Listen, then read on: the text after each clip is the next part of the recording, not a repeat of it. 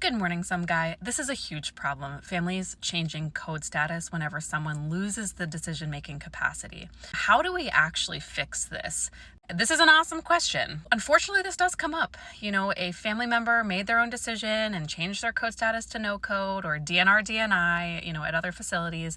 And then they all of a sudden end up on a ventilator, or they end up confused to the point that now their surrogate decision maker is the person we turn to for decisions and the person that we're asking all of the big questions to. And all of a sudden that person is like, wait a second, my loved one shouldn't be a no code. They should be full code. They should have CPR if their heart stops. They should have everything. We want them here. So I have talked personally to our ethicists at my institution, and they have told me that if someone has their wishes written down, this is like fuel to the fire. So we should be presenting these to the family that's trying to change the code status and saying, look, we had this discussion, or this person had this discussion on this date, and your loved one chose for themselves, while they were of clear and sound mind, that they did not want these interventions.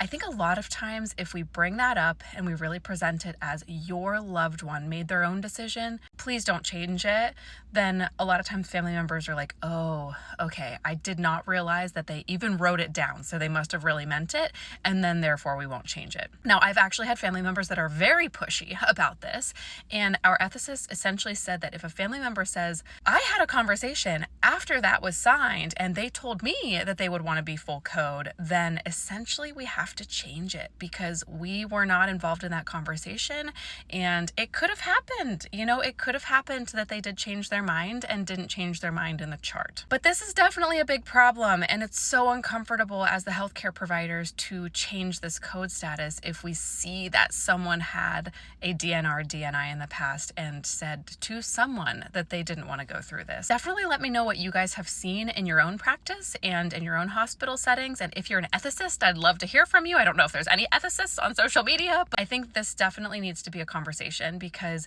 this should not be something that happens. If someone made their own decision, family members should not be able to swoop in and change their decisions, last minute, or put them through things that maybe the patient themselves didn't want to go through.